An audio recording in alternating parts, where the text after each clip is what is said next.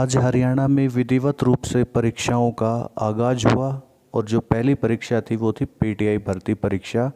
1983 PTI जो माननीय supreme court के आदेश के बाद हरियाणा सरकार द्वारा हटाए गए थे, विशेष तौर पर उनके लिए परीक्षा का आयोजन किया गया था।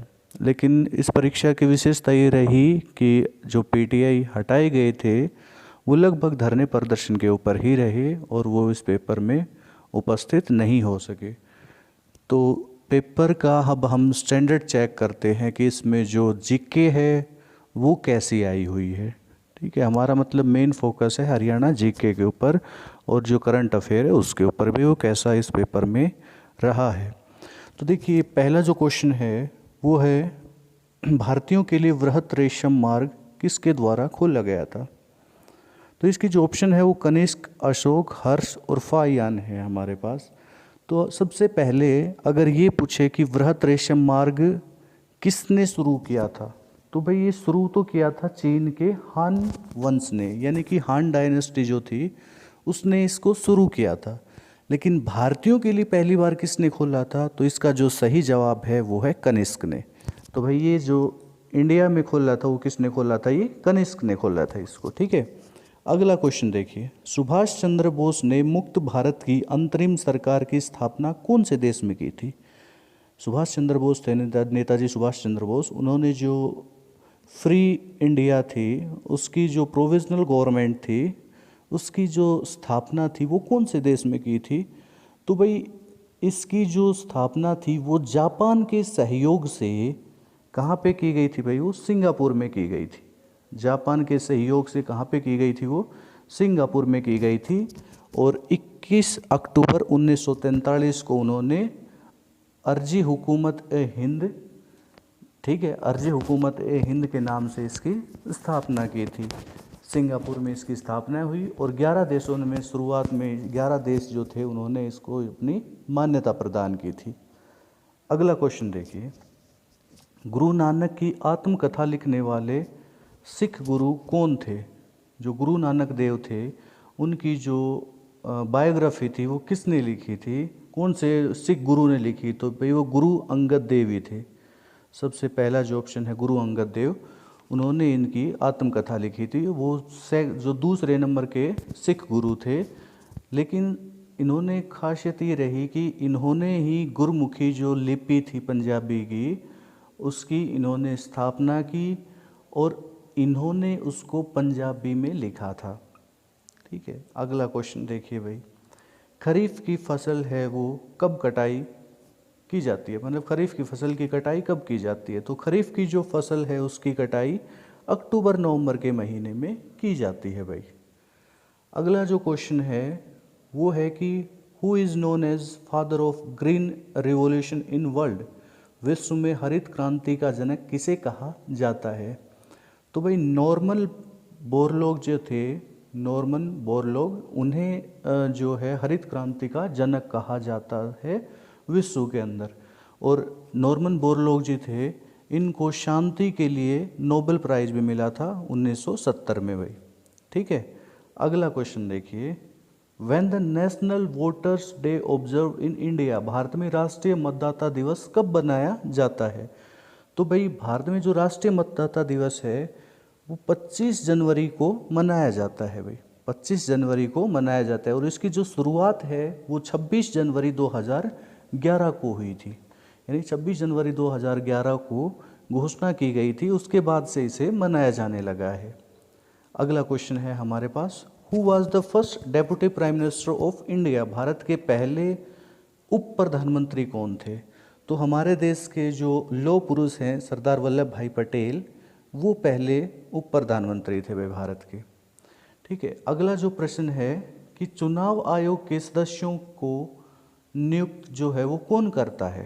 क्वेश्चन बिल्कुल सीधा था, सिंपल क्वेश्चन था कि भाई चुनाव आयोग के जो सदस्य हैं, तो देखिए चुनाव आयोग और जो हमारा विधि जो ये हैं जज हैं, जैसे विधि मंत्रालय के तहत जज हैं, जज उनकी जो नियुक्ति है वो कौन करता है। सुप्रीम कोर्ट के जज हैं वो होते हैं इंडिपेंडेंट, मतलब कि जो हमारी जुडिशरी है एक तरह से उसके ऊपर किसी का प्रभाव नहीं होता। वैसे ही हमारी जो ये है ये हमारा इलेक्शन कमीशन है, इसके ऊपर सरकार का जो प्रभाव है वो बहुत कम होता है। क्यों? क्योंकि जो सरकार है वो जो इलेक्शंस है वो चुनाव कमीशन ही करवाता है, इसलिए उसे निष्पक्ष रहना पड़ता है। तो इसकी जो मेंबर्स हैं उनकी नियुक्ति कौन करता है? तो इसके जो मेंबर्स हैं उनकी नियुक्ति भारत के राष्ट्रपति करते हैं भाई। तो कौन करते हैं? भारत के राष्ट्रपति करते हैं। अगला प्रश्न है इसमें, which of these joints is a हिंग जॉइंट? हिंग जॉइंट कौन सा होता है? तो हिंग जॉइंट मतलब दो हड्डियां जहाँ पे जुड़ती हैं लेकिन वहाँ पे मूवमेंट पॉसिबल है इजीली, तो वो हमारे पास एल्बो है भाई। कोहनी जो होती है ना हमारी, वो हमारी हिंग जॉइंट होता है। अब आपने कभी मेडिकल टर्म में देखा होगा, एमआरआई की फुल फॉर्म क्या होती है? एमआरआई करवाते हैं लोग, क्या होती है उसकी फुल फॉर्म? उसकी फुल फॉर्म होती है मैग्नेटिक रेजोनेंस इमेजिंग। ये हमारे पास इसका सही जवाब हो गया भाई। अगला क्वेश्चन है, who has been recommended for the Padma Shri by all India federation football federation? अखिल भारतीय फुटबॉल महासंघ द्वारा पद्मश्री के लिए किसकी सिफारिश की गई है? तो IM विजयन जो हैं इनके नाम की जो है वो सिफारिश की गई है। 51 साल के भारतीय पूर्व कप्तान हैं और ये पूर्व स्ट्राइकर भी रहे हुए हैं। इन्होंने 40 गोल किए हुए हैं टोटल 79 मैच खेल के। ठीक है। अगला जो क्वेश्चन है वो है, खेलो इंडिया महिला हॉकी लीग के अंडर 21 का जो पहला संस्करण है वो किस शहर में आयोजित किया जाएगा? यानी कि महिलाओं के लिए जो फर्स्ट एडिशन है वुमेन्स हॉकी लीग अंडर 21 का, वो पहला संस्करण कहाँ पे आयोजित किया जाएगा? तो पहला संस्करण मेजर जो हमारा ध्यानचंद स्टेडियम है दिल्ली में, उसमें आयोजित किया जाएगा। उसके बाद में सेकंड जो है वो बेंगलोर में होगा और थर्ड जो है वो कलिंग स्टेडियम जो भुवनेश्वर का है उड़ीसा में, वहाँ पे होगा भाई।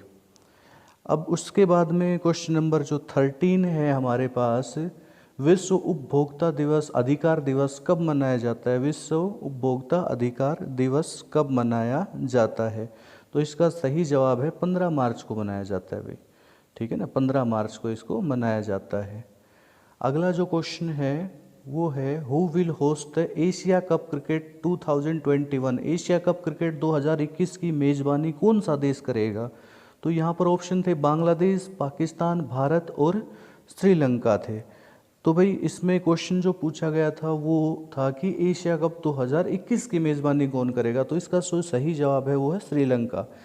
क्योंकि अब अगला जो 2022 का एशिया कप है, अगर पूछा जाए आपसे कि 2022 में जो होगा उसकी कौन करेगा, तो उसमें पाकिस्तान आएगा। उसके बाद में हरियाणा के लौह पुरुष के नाम से किसे जाना जाता है? तो हरियाणा में जो लौह पुरुष हैं भाई, लौह पुरुष के नाम से हम कई बार कंफ्यूज हो जाते हैं। लौह पुरुष के नाम से हमारे दिमाग में एक ही बात आती है, सरदार वल्लभ भाई पटेल, और हम ऑप्शन लगा देते हैं टिक। लेकिन हरियाणा का कहा है, तो हरियाणा के लिए बंसीलाल जी जो हैं हमारे पूर्व मुख्यमंत्री, उन्हें कहा जाता है। और वर्तमान में जो बंसीलाल की जो पोती हैं पोती जो हैं इनकी श्रुति चौधरी, वो यहाँ से महेंद्रगढ़ भिवानी लोकसभा से सांसद भी रह चुकी हैं। उसके बाद में क्वेश्चन अगला जो है वो हमसे पूछा गया था इसमें कि भाई कुरुक्षेत्र के किस सरोवर में श्रद्धालु सूर्य ग्रहण के समय स्नान करते हैं? ठीक है, जो कुरुक्षेत्र था उसके किस सरोवर में श्रद्धालु सूर्य ग्रहण के समय स्नान करते हैं? हालांकि इस साल वो जो था कोरोना वायरस की वजह से इस साल वो पॉसिबल नहीं हो पाया, लेकिन कौन सा ऐसा था वो, ब्रह्म सरोवर जो है हमारा, ब्रह्म सरोवर जो है उसके अंदर जो ब्रह्म सरोवर में जो क्या करते हैं भाई, स्नान करते हैं। ठीक है ना, ब्रह्म सरोवर में ही स्नान करते हैं सभी। उसके बाद में अगला जो क्वेश्चन है, हरियाणा हरिकेन के नाम से किस खिलाड़ी का नाम लिया जाता है, या हरियाणा हरिकेन किस खिलाड़ी को कहा जाता है? तो इसका सही जवाब है वो है कपिल देव जी को कहा जाता है भाई। अगला जो है इसमें सही गलत मिलान कौन सा है वो आपको बताना है। सबसे पहला है तेलियार झील। तेलियार झील कहाँ है? तो इसने इशार दे रखा है, तेलियार झील रोहतक में है, तो पहला ही ऑप्शन गलत हो गया इसका। तो भाई तो इसके हिसाब से कौन सा हो गया? तेलियार झील हो गया। तेलियार झील कहाँ है? रोहतक में है, लेकिन इसने दे रखा है हिसार में, और ये गलत है। आगे है बहादुरगढ़ नगर जो है वो किस राष्ट्रीय राजमार्ग पर है? यानी बहादुरगढ़ जो शहर है हमारा वो किस नेशनल हाईवे के ऊपर सिचुएटेड है, तो NH10 के ऊपर है भाई, NH10 के ऊपर है ये। तो ये जो थे जीके के क्वेश्चन आए हुए थे, तो ज़्यादा कुछ इसमें टफ था नहीं, लेकिन जिन्होंने पेपर की तैयारी भैया अभी अचानक करनी पड़ी है तो उनके लिए पेपर मुश्किल था। तो लेवल के हिसाब से अगर देखा जाए तो ये पेपर जो है मॉडरेट पेपर रहा है, ना ज़्यादा इसमें कुछ मुश्किलात थी ना कुछ ज़्यादा इसमें कुछ आसानी थी, तो एक बीच का पेपर इसे हम कह सकते हैं। तो ये हमारी वीडियो थी, अगली वीडियो के साथ हम जल्दी आपसे मिलेंगे भाई।